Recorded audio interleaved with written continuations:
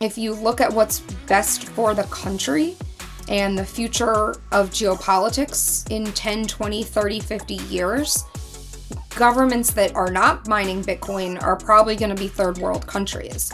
So if we want our country to be successful, then it's very important that you all speak up to the best of your abilities and make sure to be involved as these things unfold, because very critical decisions will be made, and they could have very serious trickle-down effects in our own lives and our own businesses in the future.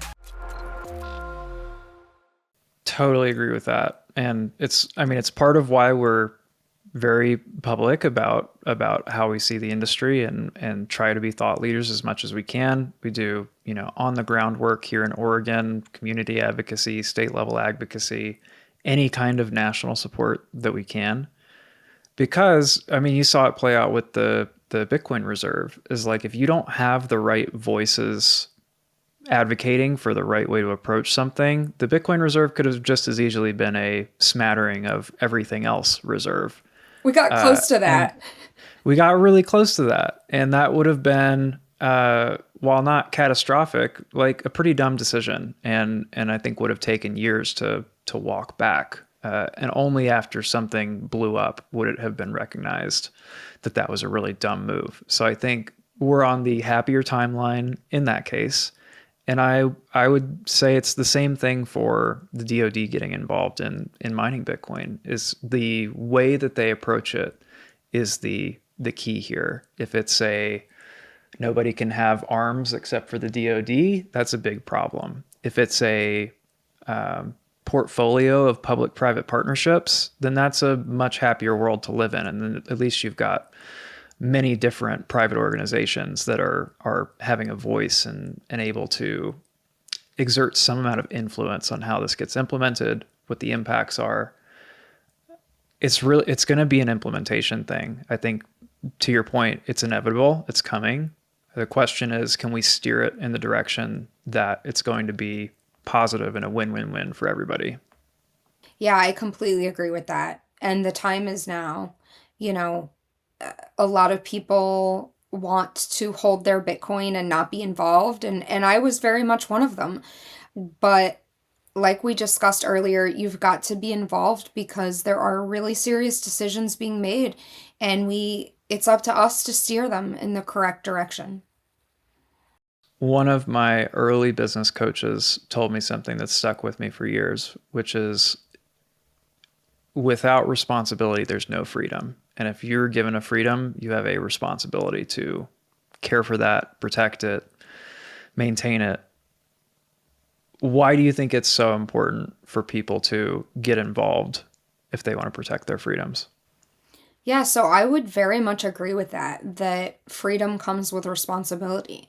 And so if we want to enjoy the freedom that Bitcoin can provide, we have to take on the responsibility of protecting Bitcoin and in turn protecting Bitcoiners and people that are using Bitcoin. There's a whole class of people that, when you talk about having sovereign money, having the ability to be financially sovereign, don't want it and are very resistant to taking ownership of their future in that way.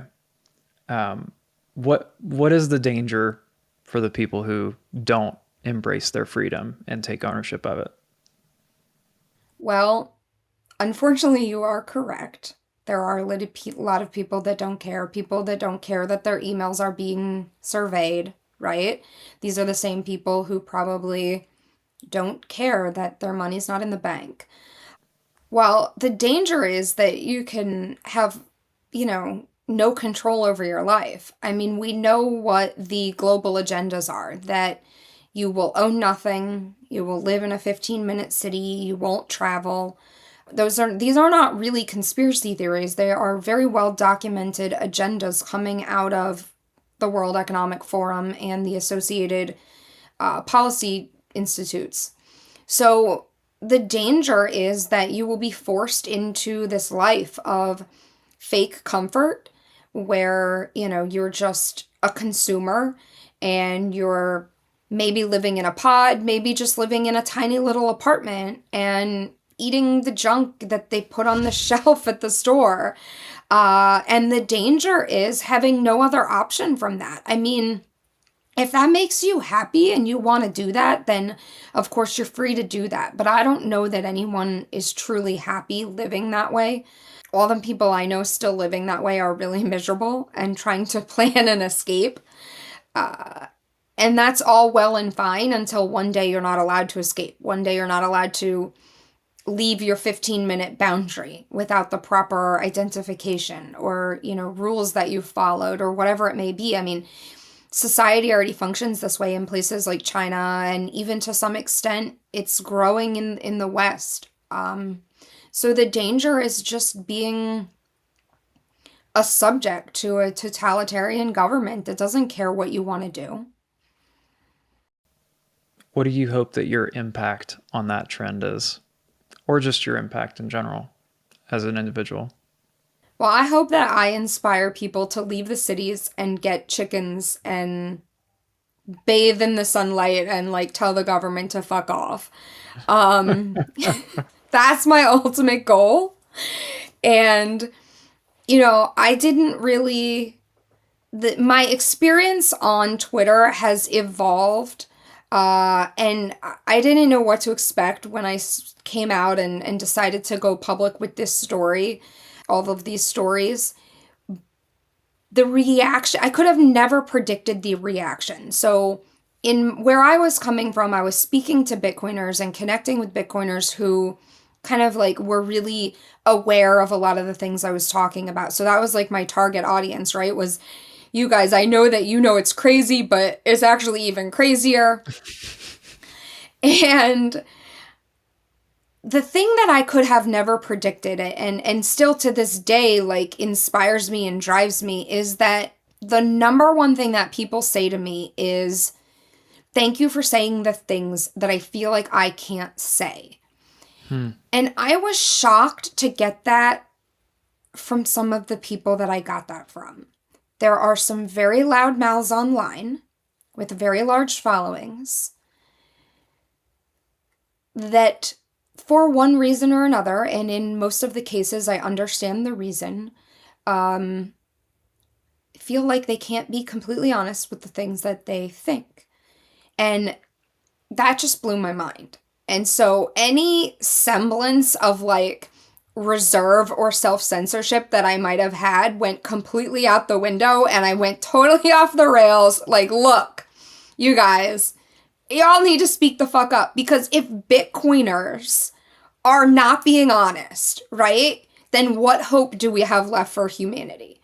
I mean, to me, none.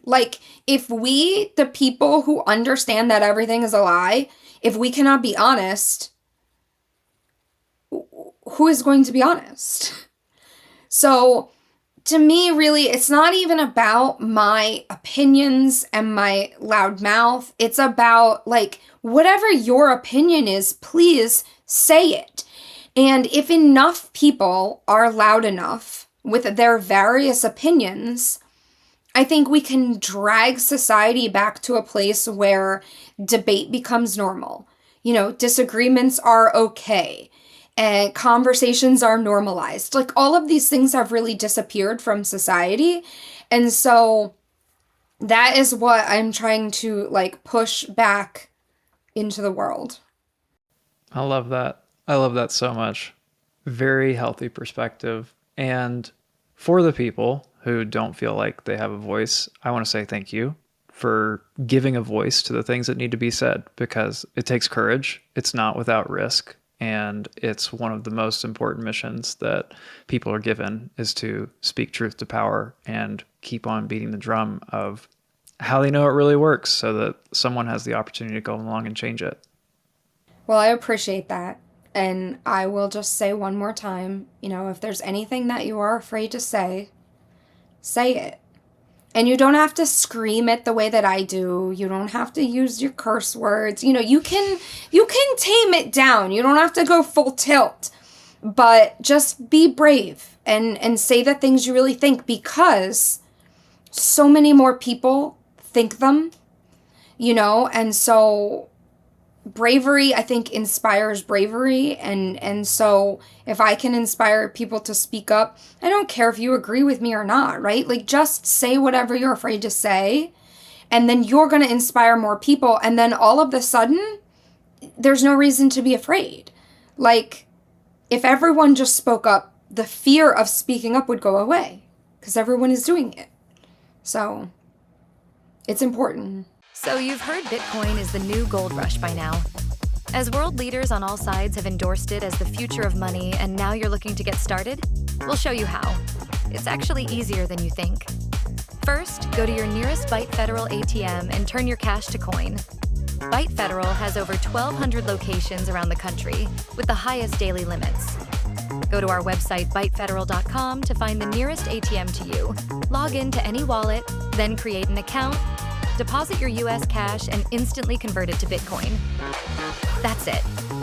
We are the only US manufacturer and operator in the Bitcoin ATM industry, and our US-based live customer service is second to none. Go on, give it a whirl, and don't get left behind. Click the link below.